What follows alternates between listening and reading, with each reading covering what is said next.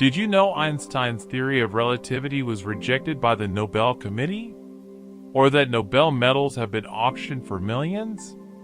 The Nobel Prize, a symbol of genius and glory, hides some of the most fascinating and controversial stories in science. Let's start with the Curie dynasty. Marie Curie remains the only person in history to win Nobel Prizes in two different sciences, physics and chemistry. Her daughter, Irene, continued that legacy, making the Curie family one of the most decorated in Nobel history. But not everyone was celebrated fairly. Albert Einstein's most famous theory, relativity, was considered too theoretical to deserve a Nobel Prize. So when he finally won in 1921, it wasn't for relativity at all. It was for the photoelectric effect. Even at the ceremony, the word relativity was never mentioned. And then comes the uncomfortable truth, the Nobel's gender gap. Lise Meitner, the woman who helped discover nuclear fission, never won.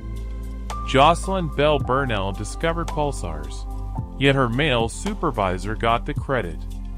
Their stories remind us that recognition in science hasn't always been fair. And for some, Nobel glory doesn't last forever. Francis Crick's medal sold for over $2 million. James Watson's went for nearly $5 million, only for the buyer to return it later.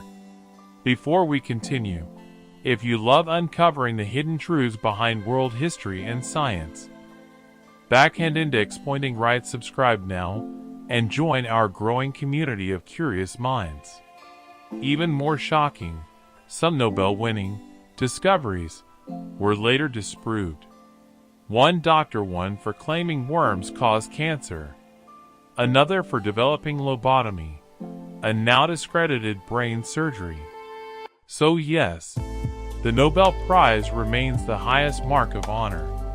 But behind the medals lies a human story, full of brilliance, ego, injustice, and redemption.